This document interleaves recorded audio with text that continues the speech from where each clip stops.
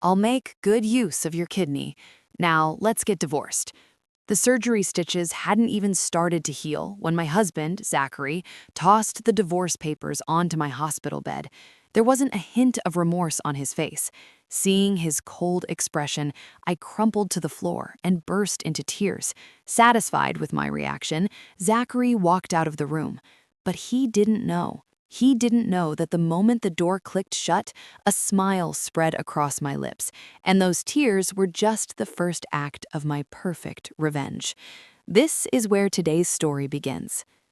The late afternoon sun streaming through the hospital window bathed Zachary's bed at Mount Sinai Hospital in white light. Naomi, with delicate movements, dipped a cloth into a basin of warm water. After wringing it out, she gently wiped the sweat beading on Zachary's forehead. "I'm thirsty. Get me some water," he demanded in a rough, irritable voice. Naomi silently took a bottle from the nightstand and poured a glass. She added a straw and carefully brought it to his lips. Zachary took a small sip and made a face of disgust. "How do you expect me to drink this? It's room temperature. Bring me ice water right now." Without protest, Naomi took the glass and headed to the water dispenser at the end of the hall. Just then, a floor nurse was changing his IV bag and took the opportunity to speak with her. "Ma'am, you're here again today. Such dedication. Your husband is a very lucky man." Naomi, returning with the cold water, forced a smile. "He's my husband. It's what I should do." Even so, it's the first time I've seen someone care for their partner so diligently after a kidney transplant. Mr. Zachary must have done something truly good in another life to find a wife like you, the nurse said admiringly as she put away the blood pressure cuff. Naomi handed Zachary the glass of cold water with ice cubes floating in it. He drank in large gulps and then slammed the glass back onto the nightstand with a loud, abrupt thud. Naomi's heart sank watching him. She tried to take his hand, but Zachary violently pulled it away, as if her touch burned him, abruptly turning his head. "Nurse, when is the doctor coming?" he asked the healthcare worker directly, ignoring Naomi completely. "Oh yes, rounds are soon, just a little while longer." The nurse, uncomfortable with the palpable tension between them, left the room with an odd expression. Shortly after, the doctor entered, reviewed Zachary's chart, and examined his condition. "The progress is excellent.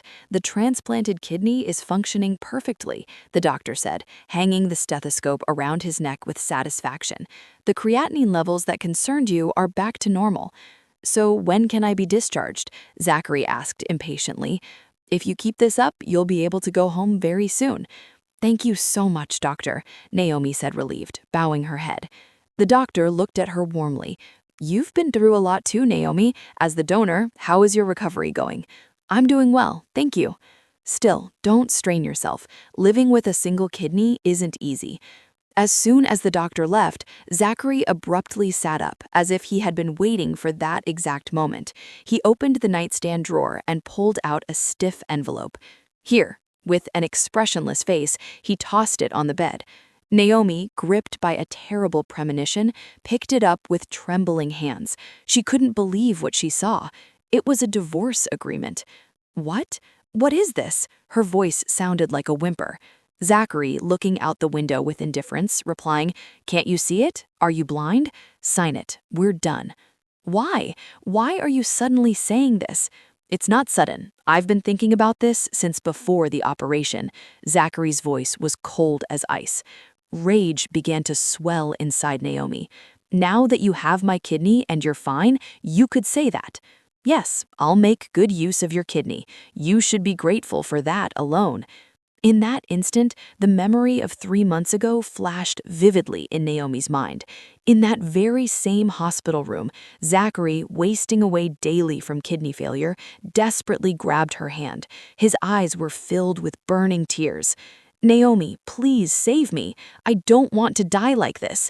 Zachary buried his face in the back of her hand, sobbing like a child.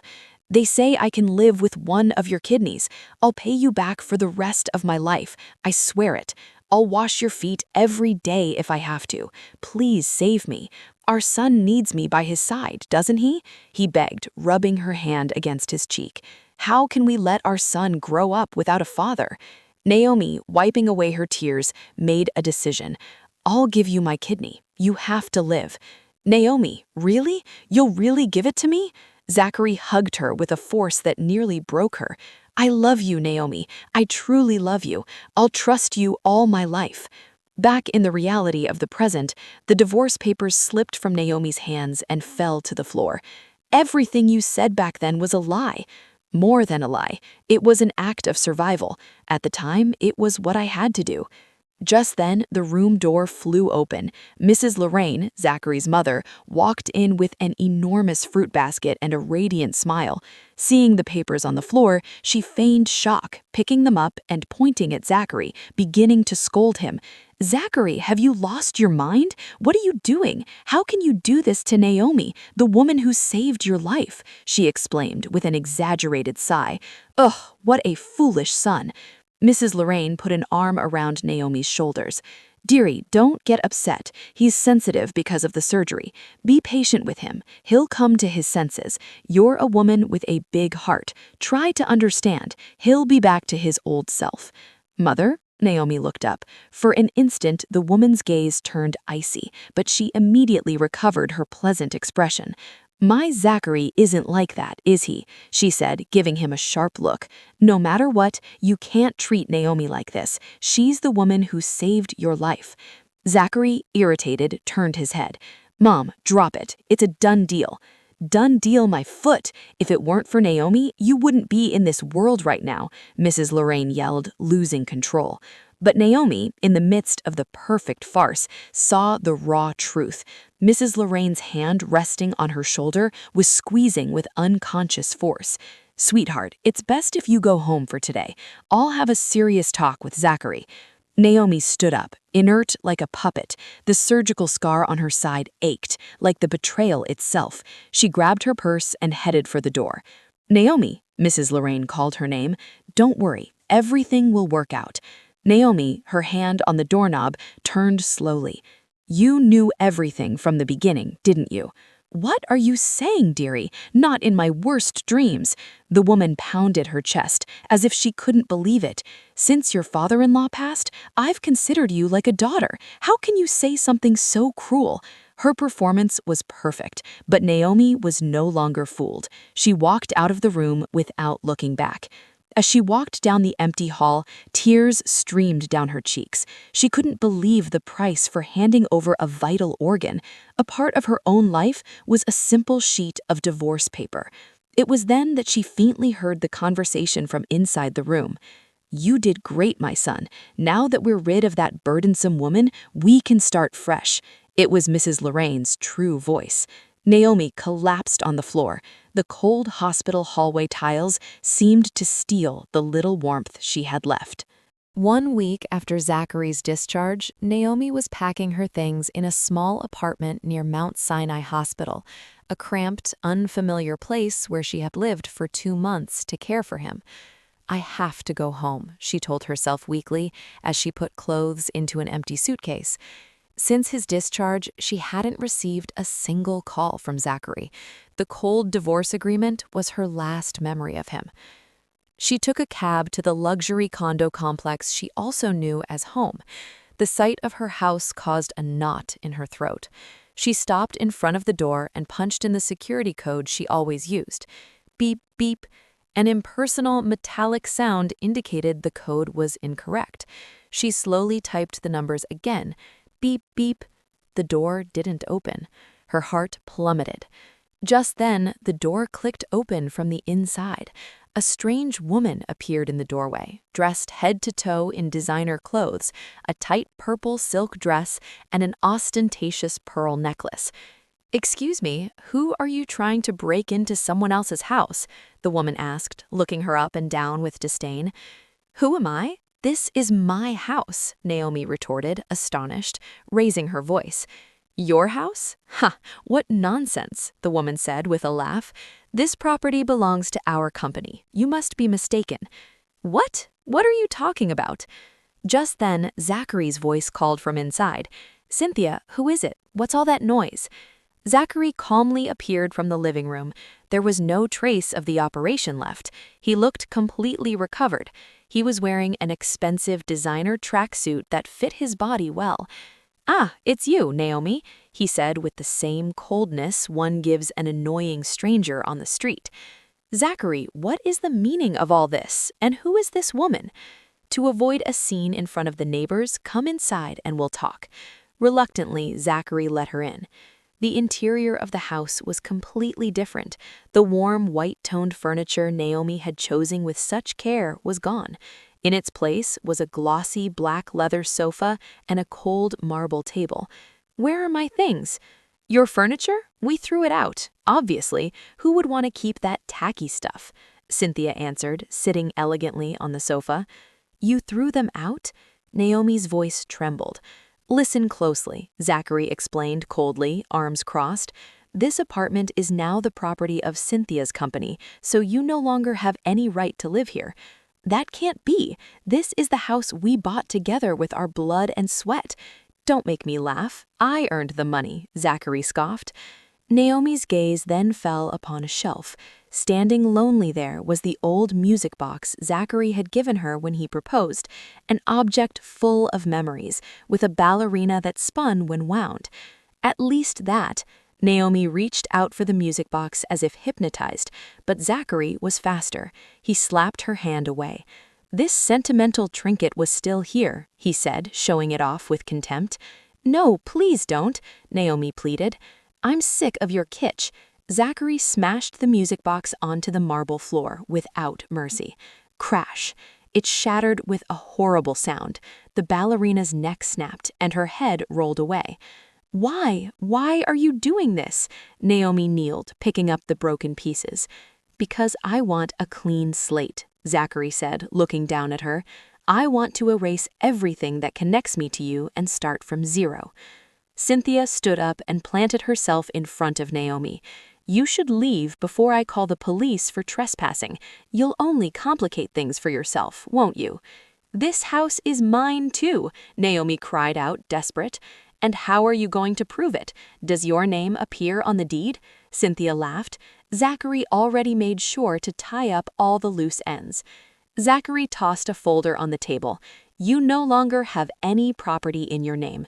Naomi reviewed the documents with trembling eyes. Sure enough, everything was in someone else's name. "If you look at the papers, you'll see you consented to everything," Zachary said triumphantly. "Remember all those documents you signed without reading before the operation?" Then Naomi understood everything. The countless papers Zachary had given her, supposedly necessary for the surgery.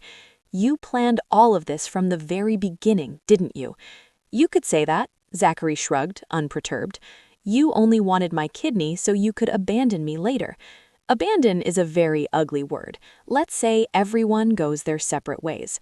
Naomi stood up, tightly clutching the fragments of the music box. Blood welled up from her palm, cut by a sharp piece. "You're going to pay for this. Divine punishment will fall upon you." "Ooh, scary, a threat. Should we record that, Zachary?" Cynthia mocked, pulling out her phone. With her bloody hand, Naomi grabbed the doorknob. Just as she was leaving, she heard Zachary's voice behind her. "Oh, by the way, your stuff is in the utility closet, your clothes and your handful of junk." Without looking back, Naomi left the apartment. In the elevator, her legs gave out and she collapsed to the floor. The concierge, with a pitying look, handed her 2 dusty boxes. "Man, relationship issues are tough. Hang in there," he said, by way of comfort. "Thank you." Naomi left the building with the boxes. The cold night wind lashed at her wounded cheeks. She took a cab to the house of her friend Gwendolyn, who was also recently divorced.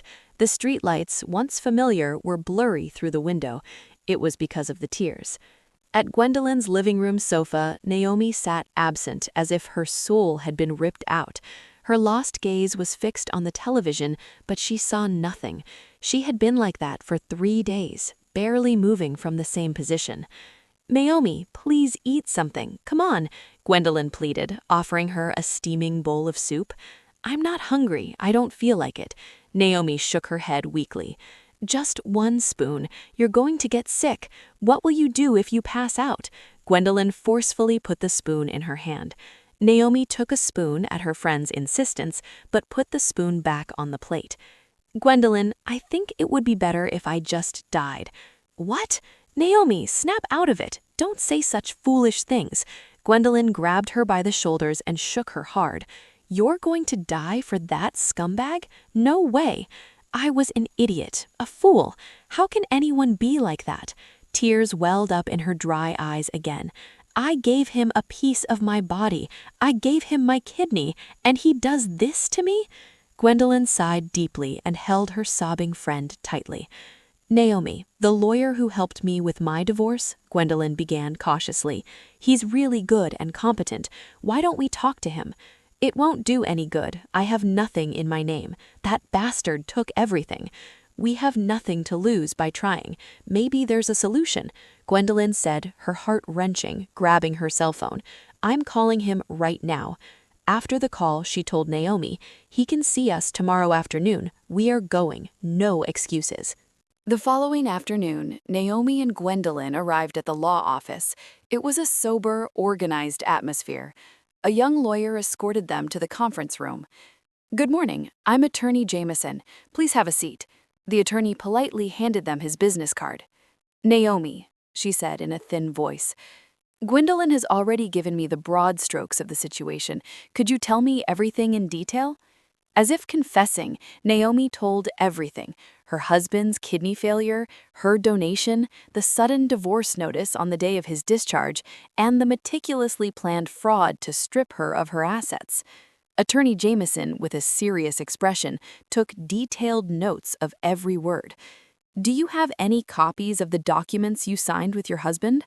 No, Zachary took them all. I don't have a single one. When exactly was the transfer of assets carried out? Just before the operation, he tricked me into thinking they were necessary papers for the surgery. After hearing the entire story, the attorney shook his head regretfully. To be honest with you, this is a very difficult battle. Naomi's heart sank with that sentence. We can prove the infidelity, but the assets were transferred in a legally impeccable manner, and what's worse, with your consent. So, there's nothing that can be done? She asked in a desperate voice. We can initiate legal proceedings, of course, but the chances of winning are extremely low. Not even after I donated my kidney, an organ that is part of my life? Unfortunately, organ donation is considered a purely voluntary and altruistic act, the lawyer explained, laying out the cold reality of the law. It cannot be considered a transaction in exchange for something, making it very difficult to demand legal compensation. Naomi leaned back in the chair, deflated. So, that monster planned it all from the beginning? Gwendolyn, next to her, couldn't contain her anger. That bastard, he deliberately stabbed you in the back. He's a demon. Leaving the office, Naomi and Gwendolyn walked in silence. In a big electronics store window, the news blared at full volume. The story of entrepreneur Zachary, who with an iron will has overcome a serious illness and triumphantly returns to the business world. Zachary's healthy, confident face filled the screen. He smiled at the camera. I take this opportunity to sincerely thank the anonymous donor who saved my life. I will never forget their noble sacrifice and will devote my life to serving society. What a phony, Gwendolyn muttered, unconsciously clenching her fists. Naomi stared intently at the screen where Zachary posed with an angelic face. Gwendolyn, I think I'm going to try to see my mother-in-law, she said, like someone clutching at a straw. You think that witch is going to help you? I don't know, but I have to try. At dusk, she went to Mrs. Lorraine's house. She rang the doorbell, and soon the door opened. Her mother-in-law looked at her with a glacial expression. What are you doing here? It's me, Mother, Naomi. And what did you come for? She said, blocking the way with her body, opening the door halfway. Mother, what Zachary is doing to me is too cruel. Please help me. And what do you expect me to do? Mrs. Lorraine sighed with annoyance. It's already a settled matter. What can be done now? You knew everything from the beginning, didn't you? Naomi's eyes filled with tears. Whether I knew or not, what does it matter now? The woman pulled a bulky white envelope from her purse. Take this and let's settle this once and for all. It was an envelope full of cash. I don't need money. I didn't come for that. Then what else do you want? My son Zachary needs to fly high now. He has to start a new life, she said coldly. You go live your life. It's what's best for everyone. Mother, I gave your son a kidney, Naomi cried, desperate. Yes, and I'll thank you for that all my life, but that can't be a burden on him forever. She forced the envelope into Naomi's hand. Take this and never reappear in our lives. My son Zachary is about to start a big business, the woman said as she closed the door, so don't be an obstacle in our way anymore. It's a favor I'm asking you. Clank. The door shut mercilessly in her face. Naomi stood there, devastated in front of the closed door. She left the envelope on the ground and turned away.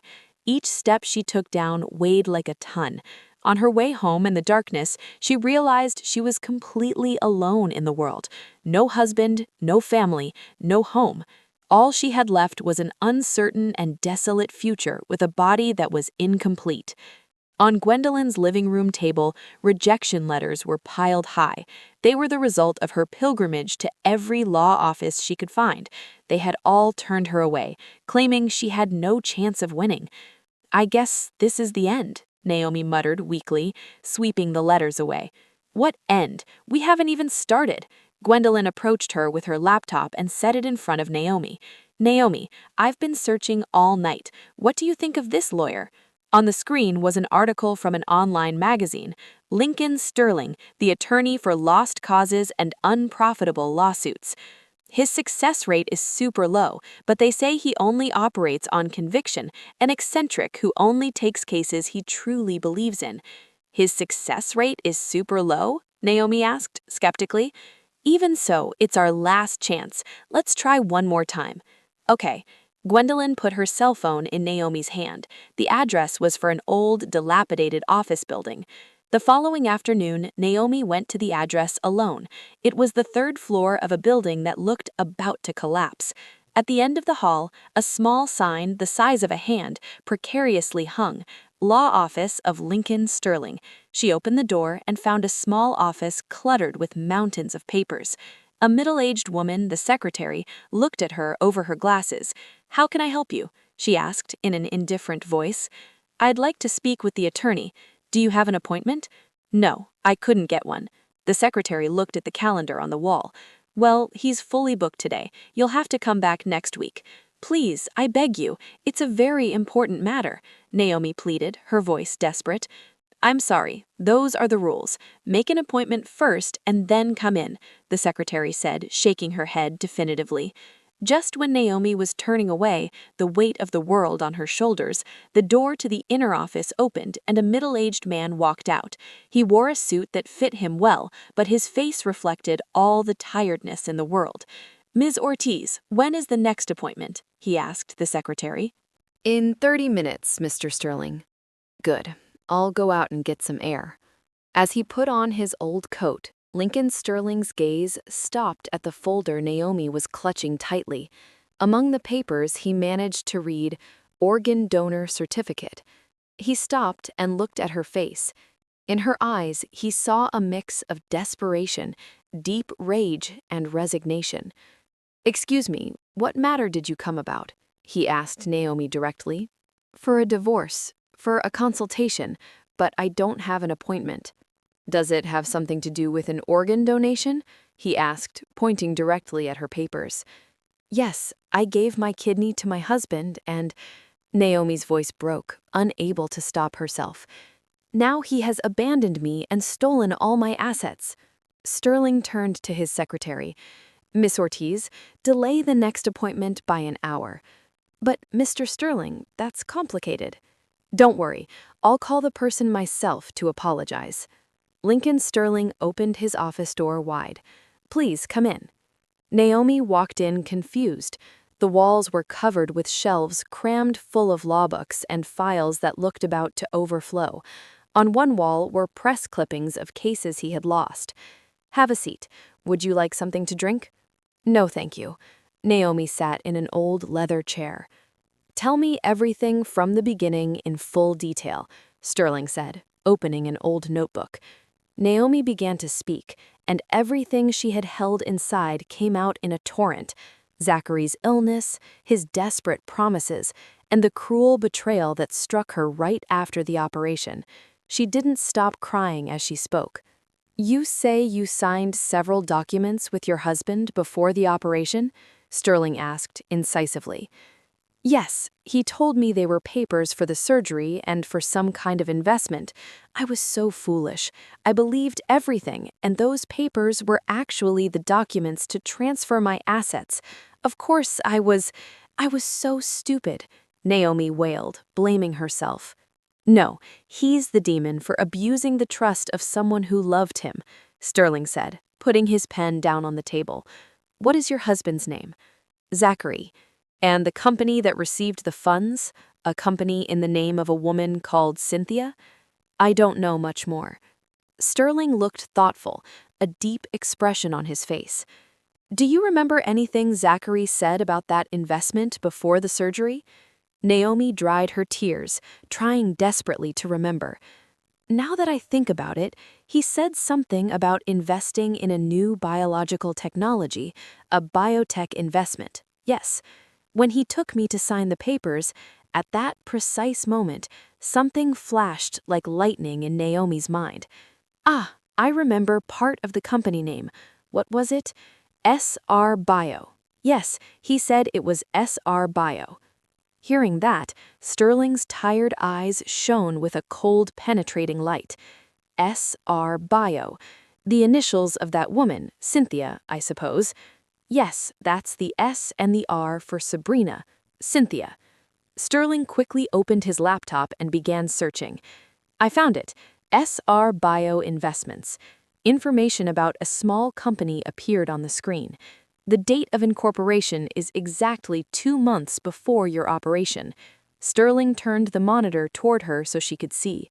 "This is a clear scam, a shell company created from the beginning with the sole intention of deceiving you." Then can I win?" Naomi asked, her eyes filled with new hope. "It won't be an easy battle at all, but it's not impossible either," Sterling said, tidying the scattered papers. "Mr. Zachary probably also took out a life insurance policy." "A life insurance policy?" "Yes, to collect a large sum of money if the operation went wrong." Sterling stood up. "I'll take this case. It's not a simple divorce. It's an atrocious crime that has destroyed a person's life." Tears welled up in Naomi's eyes again, but this time they weren't tears of desperation, but of hope. In Lincoln Sterling's old, cluttered office, Naomi felt for the first time that she had found an ally, and she broke down, releasing all the pain and rage she had suppressed. Sterling silently offered her a glass of water. "Calm down. The real battle starts now." Naomi drank a sip of water with trembling hands and managed to calm herself. "Are you really, really going to help me?" "From the moment I accept a case, I see it through to the end, no matter what." Sterling showed her his laptop screen. "While we were talking, I've been tracking the capital flow of that SR Bio company. A transaction history so complex that it made her dizzy was on the screen. Just before the operation, a large sum of money was moved to this account all at once. That's the money from the sale of our house," Naomi said, recognizing the figure. "Over $400,000 transferred in a single day." Sterling opened another file. "But there's something strange." "What is it?" "This company is a perfect cover. It has no real commercial activity. It is, in short, a ghost company created from the beginning with the sole intention of deceiving you." Then they approached me with the intention of robbing me from the start?" "Exactly. But this is just the beginning. There's an even bigger problem." Sterling began searching a national insurance database. "Do you remember signing any papers related to insurance before the operation?" Naomi desperately searched her memory. "Ah, now that I think about it, yes. Zachary said it was in case the operation was complicated." Naomi's face suddenly went pale. "Don't tell me the insurance was on my name." As Sterling checked the database, his expression hardened until it became glacial. "A $1 million life insurance policy. The designated beneficiary is your husband, Zachary." "What? What did you say? Naomi jumped out of her chair. Sterling pointed to the screen. The structure is designed so that if you had died during the operation, Mr. Zachary would have collected the full $1 million. Naomi, her legs giving way, collapsed back into the chair. So they could have killed me. It's a very high possibility, but since the operation was a success, they changed their plan, Sterling said, tidying the papers. They opted to keep the kidney and get rid of you cleanly with the divorce. How can a human being commit such a devilish atrocity? Naomi covered her face with her hands. Attorney, is this evidence enough? No, not yet. They have everything perfectly tied up and disguised. We need irrefutable proof, Sterling said, looking her straight in the eye. The most solid thing would be a voice recording in which Zachary or his mother admit the entire plan. And how am I supposed to get something like that? There's a way, although it's risky. Sterling opened a desk drawer and pulled out a tiny device the size of a nail, a miniature recorder. And what am I supposed to do with this? Go see your mother-in-law again, Sterling said, handing her the recorder. If you appear desperate, like someone who has nothing left to lose, she'll surely let her guard down. And what should I say when I see her? Beg her to forgive you, that you'll drop everything. Implore her not to do this to you for the sake of the child you might have had. Naomi took the recorder with trembling hands. And you think they'll reveal their true intentions that way? It's very likely. The mother, especially, will be eager to boast about how smart and brilliant her son is. Sterling explained the plan in detail. Do you know of any place your mother-in-law goes regularly? Yes, she goes to a luxury spa in the Upper East Side every Thursday afternoon. Perfect. Go there this Thursday. Naomi nodded, determined. Do you think you can do this?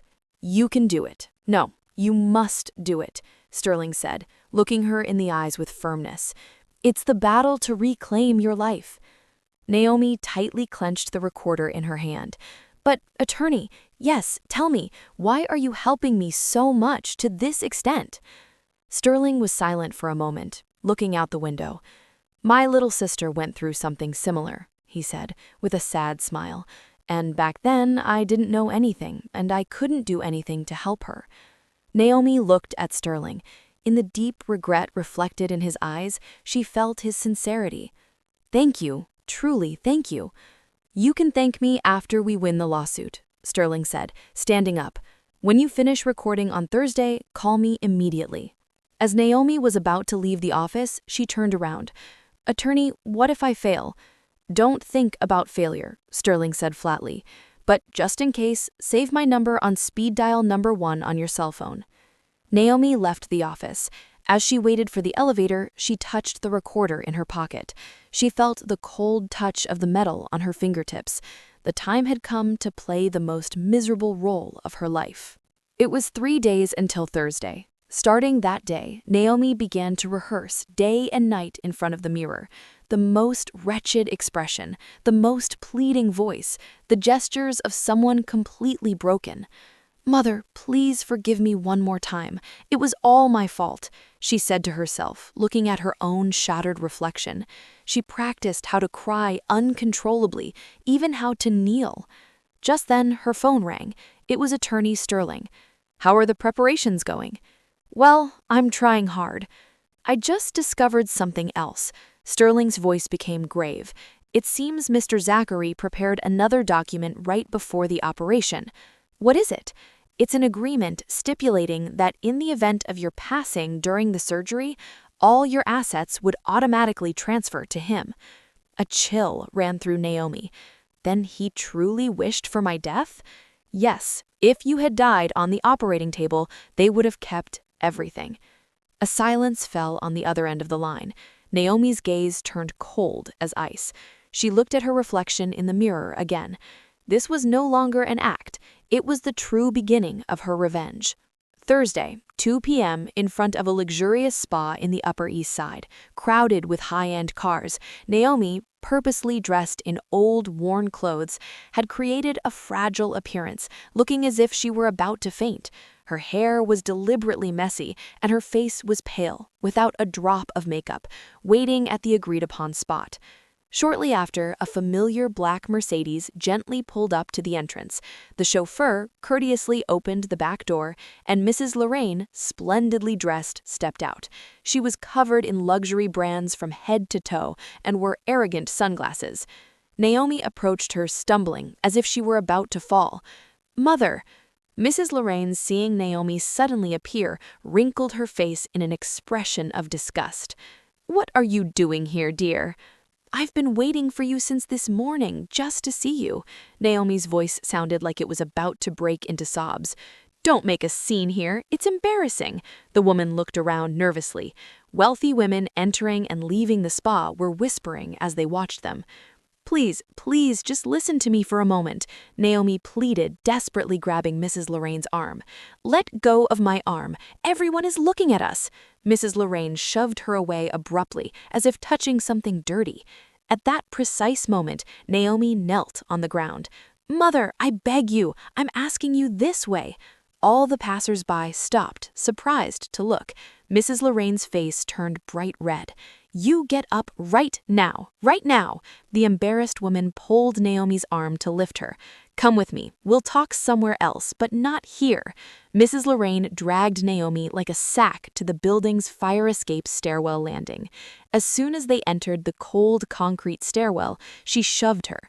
"What is the meaning of this spectacle? You are completely crazy," she yelled furiously. "Mother, I am so sorry," Naomi said, crying bitterly while remaining on the floor. "It was all my fault, absolutely everything. I've caused irreparable harm to Zachary." Naomi continued between sobs. "I was a terrible wife. It's normal that he would leave me." Mrs. Lorraine's sharp expression softened a bit. "Well, it seems you finally realize your place."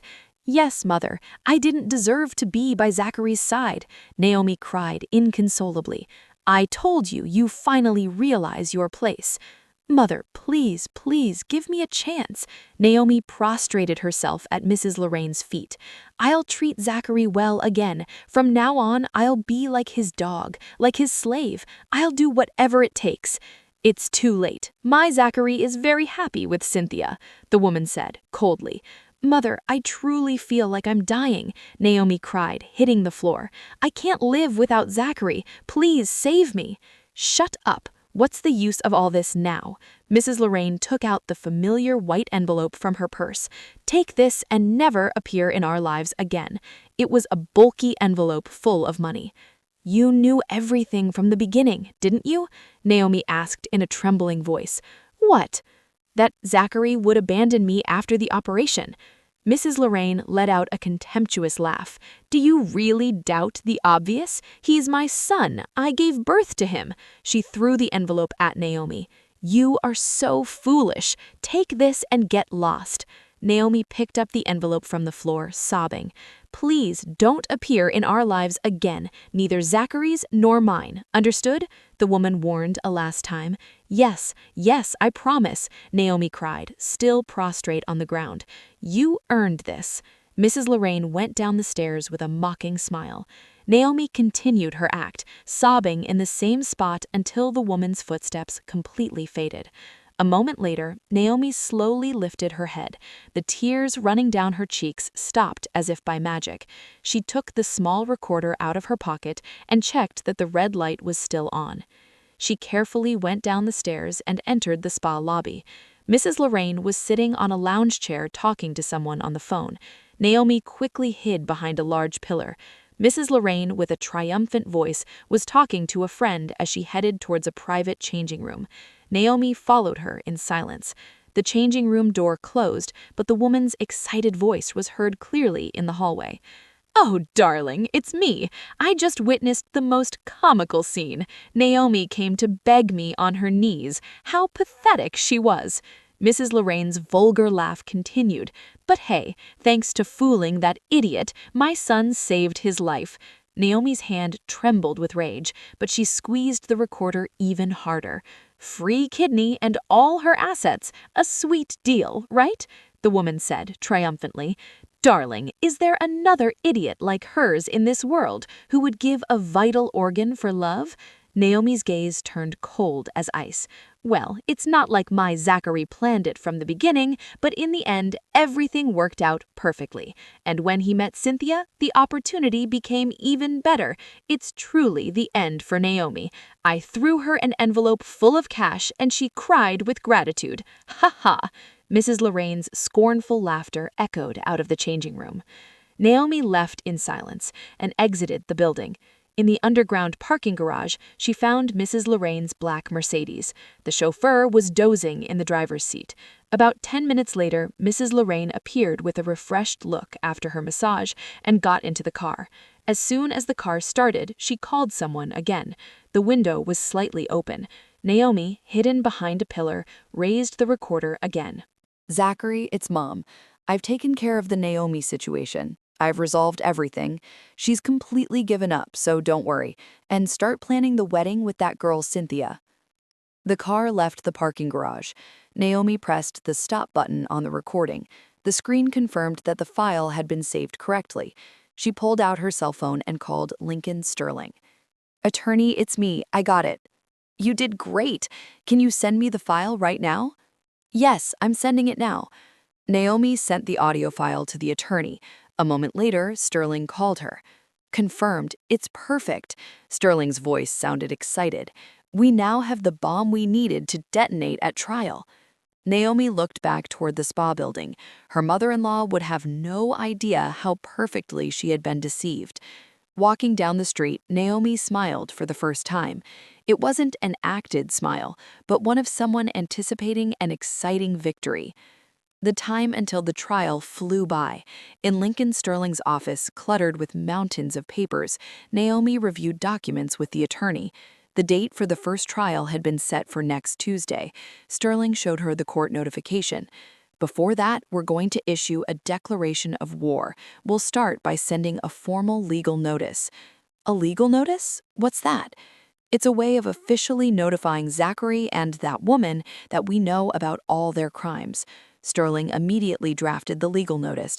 It detailed all the charges precisely and sharply: planned asset fraud, attempted $1 million life insurance scam, and despicable infidelity. Is it okay to show them all our cards like this? Naomi asked, concerned. To catch the snake, you have to flush it out of its hole.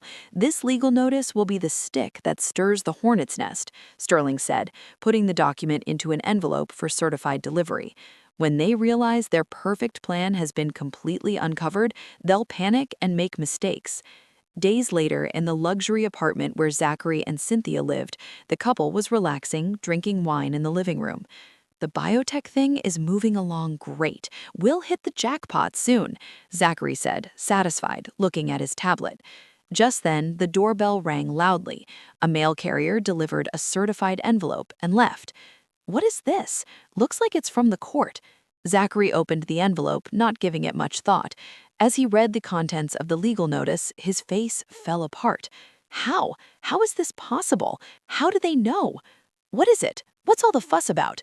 Cynthia snatched the paper from his hands and read it. They even know that SR Bio is a shell company. Cynthia's hand trembled like a leaf. Who is helping that Naomi? Zachary yelled, grabbing the phone. Mom, we have a huge problem. Mrs. Lorraine's calm voice came from the other side. Don't panic and explain yourself. What's going on, Naomi? Zachary frantically explained the situation. Find our lawyer immediately. I don't care what it costs. His mother screamed, desperate. Didn't Cynthia's family have a trusted firm? Call there.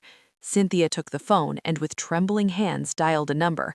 Dad, it's Cynthia. Something very urgent has come up. The next day, Zachary and Cynthia went to the largest law firm in the country. The managing partner of the firm received them. Don't worry, I've handled hundreds of cases like this, the lawyer said, confidently. Even if they have evidence, in the end, a trial is a battle of interpretations. But they say they have a recording with my mother's voice, Zachary said, unable to hide his anxiety. We can argue it was maliciously edited. We will contend that the important thing is the complete context of the conversation, the lawyer said, calmly tidying the papers. Depending on the situation, we can even countersue for false accusation and defamation. Meanwhile, Naomi was eating a simple dinner with Gwendolyn. How are the preparations for the trial going? Well, Attorney Sterling is treating it like his own case. Naomi put her spoon down on the plate. Gwendolyn, I need to see Zachary one last time. What? Why? What if something happens to you? Before going to war, I want to give him one last chance to surrender. Gwendolyn looked at her full of concern. Okay, but please be very careful. The next night, Naomi went to the luxury restaurant Zachary and Cynthia usually frequented, checking the reservation list. Their names were there. She walked into the restaurant. At the best table next to the window, they were sitting, drinking wine. Long time no see, Naomi said, stopping in front of their table. What are you doing here? Zachary jumped up as if he had seen a ghost. Sit down. I came to talk to you. Naomi naturally grabbed a chair from the next table and sat. What do you think you're doing? Cynthia snapped, visibly irritated. Get out of here before I call the manager. Call him whenever you want, but you better listen to what I have to say first. Naomi pulled some papers from her purse and threw them on the table. They were the transcription of Mrs. Lorraine's recording and the excerpts from the suspicious financial transactions. What is this? Zachary's face turned white as paper. It's the evidence of your crimes. Only a part, Naomi said in a voice cold as ice. I've come to give you a last opportunity before going to trial. What opportunity? Get on your knees and apologize right now and give back everything you took from me. Zachary let out a scornful laugh. Yeah, right. What do you know to come here with this? I know everything, that you approached me with the intention of deceiving me from the start, and that you took out a life insurance policy in my name, hoping I would die in the operation. Everything. Thump. Cynthia slammed her hand on the table. This is all fake. You're trying to blackmail us. Fake? Fake is your miserable life, Naomi said, standing up. My offer ends here. We'll continue the rest of the story in court. Hey, Naomi, Zachary yelled, losing his temper. If you take one more step, I swear I won't hold back. You won't hold back? What will you do to me? She turned around slowly. Tear out the other kidney I have left, you crazy jerk? Zachary grabbed her arm hard. In that instant, all the restaurant patrons turned to look. Let go of my arm, Naomi said in a quiet but firm voice. Zachary, aware of the stares, reluctantly let her go. The truth that comes out in court won't be just this, Naomi said with a final, glacial sentence. I will bring to light all the other secrets you're trying so hard to bury. She left the restaurant without looking back. Behind her, she heard the hurried voices of Zachary and Cynthia. What do we do? It seems that girl really knows everything. Shut up. The lawyer will fix everything, but I'm very nervous. Naomi walked out onto the street. The cold night wind cooled her flushed face. Just then, her phone rang. It was Lincoln Sterling. Naomi, all the preparations for the trial are perfectly ready. Thank you, attorney. By the way, the other side has hired the biggest law firm in the country. It won't be an easy battle. It doesn't matter, Naomi said, looking at the night sky. The truth is on our side. In the dark sky, one star shone with special intensity. In a few days, the trial, where everything was at stake, would begin. Naomi was no longer afraid of anything. The day of the trial arrived. In front of the Manhattan Supreme Court, a crowd of journalists had gathered since early morning. The heartless husband who abandoned his wife after receiving her kidney. The case had captured the attention of the entire city. Naomi arrived with Lincoln Sterling, both with serious expressions. Don't be nervous, we're just going to tell the truth, Sterling encouraged her, patting her shoulder. I'm fine, attorney. Inside, the courtroom was packed.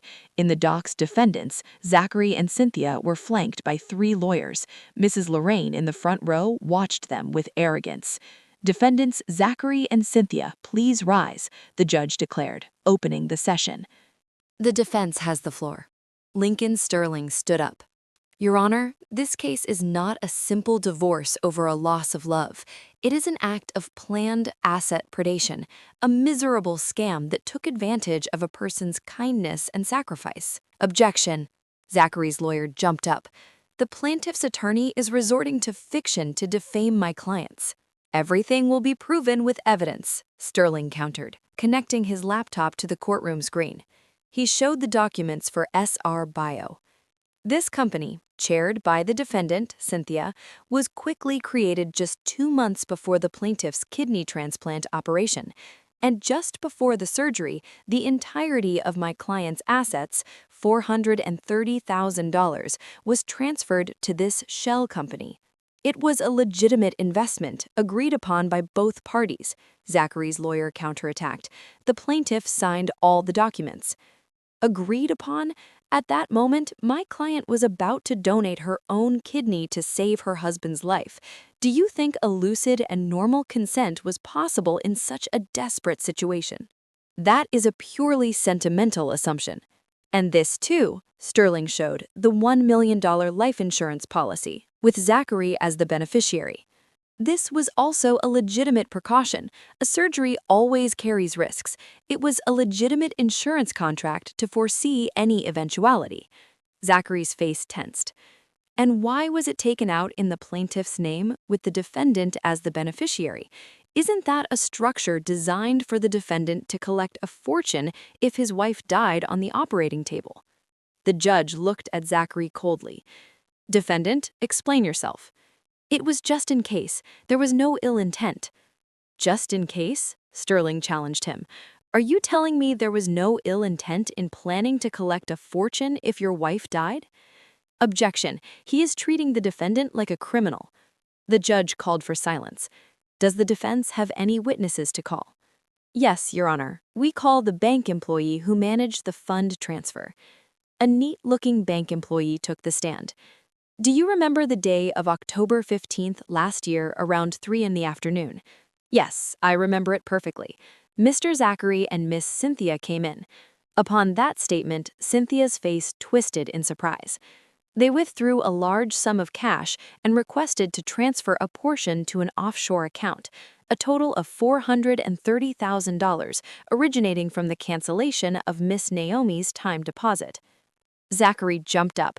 That was money for an investment. Defendant, sit down. One more interruption and I will have you removed from the courtroom, the judge warned him. Sterling continued. Was the account holder, Miss Naomi, present? No, only those two came in. How was a transfer of such magnitude possible without the holder? Mr. Zachary brought a power of attorney and a signature certificate. However, the signature on the power of attorney seemed different than usual to us, trembling and unnatural. That is a personal assumption by the witness, Zachary's lawyer protested. No, we are obligated to verify the signature. That's why we tried to call the client, Miss Naomi, to confirm. And what happened? Mr. Zachary aggressively prevented us from doing so, saying his wife was busy at the hospital preparing for an operation, and that under no circumstances we could call her. The entire courtroom murmured in shock. And where was the plaintiff?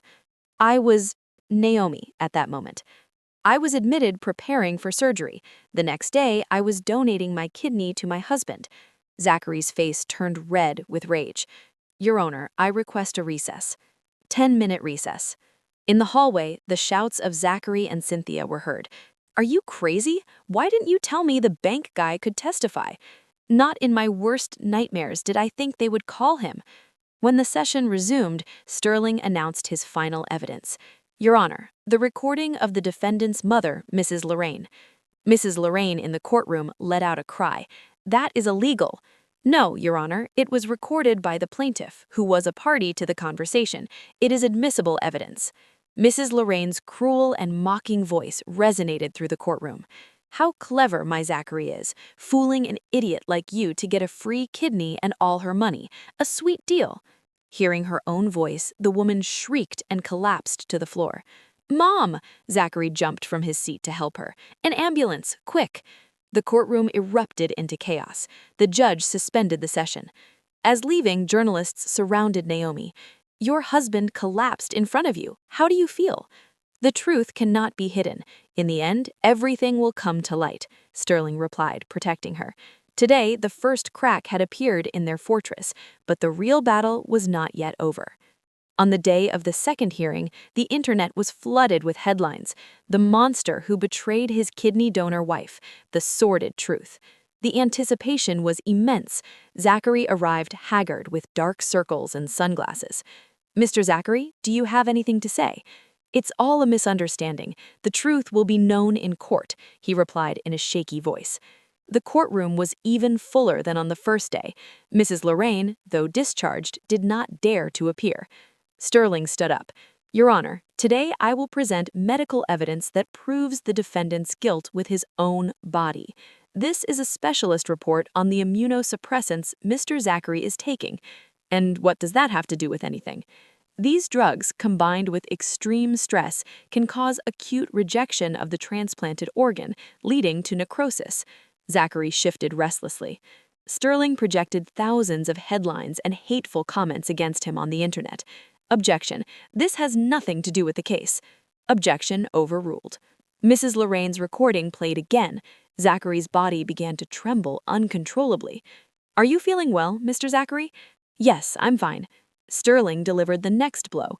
The text messages between Zachary and Cynthia. "As soon as the operation is over, we'll get rid of her. Don't worry, Naomi was just a disposable card." The public gasped in indignation. "How did you get these?" Cynthia shouted. "With a court order, of course." In that instant, Zachary grabbed his side. "Ah, my kidney! My kidney hurts!" He fell to the floor, writhing in pain. "The defendant has collapsed. Call medical services," the judge yelled. As he was being carried on a stretcher, Cynthia whispered to her lawyer, "Attorney, what about me? Can I get out of this?" "Miss Cynthia, what are you saying? I'm not your wife or anything. We were just business partners." She tried to leave, but the judge stopped her. "Defendant, you cannot leave the courtroom without permission." The trial was postponed again. As leaving, journalists surrounded Naomi.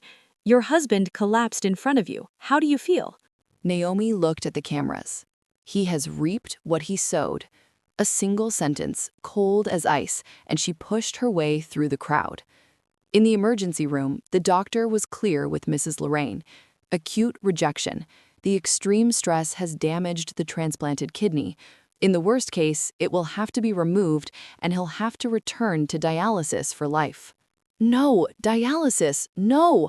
I don't want to go back to that hell," Zachary screamed from the bed. "Calm down, son. We'll get another kidney." Who is going to give me a kidney now?" Cynthia walked into the room. "Zachary, darling." "Cynthia, you came?" His eyes lit up. "I'm sorry, but this is as far as I go. My father told me to go abroad. I've asked my lawyer to remove me from the case." "You're abandoning me?" "No, everyone just goes their separate ways," she said, using his own words. "Goodbye," and she left. Zachary stared at the empty ceiling, desperate. The kidney he had stolen from Naomi now hurt like the betrayal itself. 1 year later, in downtown Los Angeles, at the inauguration ceremony for the Phoenix Legacy Foundation for Women's Rights, Naomi, as president, took the podium. "Good morning, everyone. 1 year ago, I went through the darkest, longest tunnel of my life, but thanks to the help and support of many, I was able to stand up. Now I want to share that courage and that hope with others who, like me, are walking through a dark tunnel. May this foundation be a small seed of that hope." Applause filled the room. In the audience, Lincoln Sterling and Gwendolyn looked at her with pride. "Congratulations, Madam President. You are the strongest, most admirable woman I have ever met. It's all thanks to you, attorney. Without you, it was your bravery that accomplished everything. Look at you. You're unrecognizable, Naomi. You shine." "I'm not unrecognizable. I've simply found my place," Naomi smiled. At the same time, in the dialysis unit of a hospital in New York, the rhythmic beeping of the machine marked time.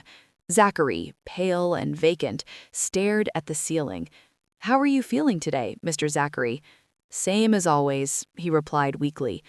An older patient in the bed next to him asked, "Hey, young man, so young and already on dialysis? What happened to you?" "The kidney I had transplanted failed." "Wow, that's a shame.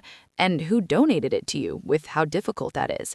"My wife, well, my ex-wife," Zachary replied, closing his eyes. "And you can't get another one?" "The waiting list is years long. Who knows when?"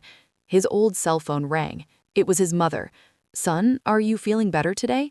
Hey, did you pay the rent for the residence this month? Not yet. I don't have a dime in the account. Oh, and that's Cynthia. Any sign of her? No, she fled abroad a long time ago. I can't take it anymore either. Living here is very expensive.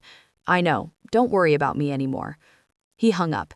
He looked out the window. The sky was gray and it was starting to rain. Meanwhile, at Los Angeles International Airport, Cynthia had just landed wearing sunglasses. She walked quickly, ready to forget the nightmare of the East Coast and start a new life. Miss Cynthia. Some people spoke to her in familiar English. They were agents from the U.S. Attorney's Office. You are arrested for money laundering and flight abroad. You will be extradited to New York immediately. Her face turned white as paper. You can give your excuses to the judge there. Back at the foundation in Los Angeles, Naomi was reviewing the file of the first beneficiary, a woman who had fled home with her young son due to her husband's violence. We have to help her as soon as possible, Naomi said, signing the authorization without hesitation. As she left work, she paused in front of a store. In the window was a beautiful music box, a spinning ballerina, similar to the one Zachary had given her. She looked at it for a moment and shook her head. I don't need it anymore, she told herself, and she continued on her way. In a coffee shop, she opened her laptop and wrote on the foundation's website, "Wounds don't disappear, they turn into scars. But scars don't just hurt, they also make us stronger. Today, I choose hope instead of despair." The messages of gratitude soon poured in. Thanks to you, I found the courage to move forward. I can also leave my past behind and start anew. Thank you for giving us hope. A warm smile appeared on her face. Her phone rang. It was Lincoln Sterling. Madam President, I have excellent news. What is it, attorney? Cynthia has been arrested in the United States and extradited to New York today. I see, Naomi replied calmly. And Zachary's mother has also been charged with concealing her son's assets. Then is everything truly over? Yes, it's all over. She hung up and looked out the window. The sun was setting, staining the sky a beautiful reddish color. Upon arriving at her new, small but cozy apartment, the warm air enveloped her. In the living room, instead of the old photos, there were new ones. A photo at the foundation's inauguration, smiling with Lincoln Sterling, a fun picture with Gwendolyn. In all of them, her face radiated happiness. She sat on the sofa and opened her journal. Today, my terrible revenge has ended, but my life, the real one, has just begun. I can be happy with just one kidney. I'm going to be the happiest person in the world. She put down the pen and looked out the window. Stars were beginning to appear in the night sky. The next morning, on her way to the foundation, her steps were lighter than ever. People on the street moved with energy, each with their own hope. Naomi naturally mingled with them. The painful melodies of the past were just a distant echo. Now Naomi was composing the new vibrant symphony of her own life with her own strength.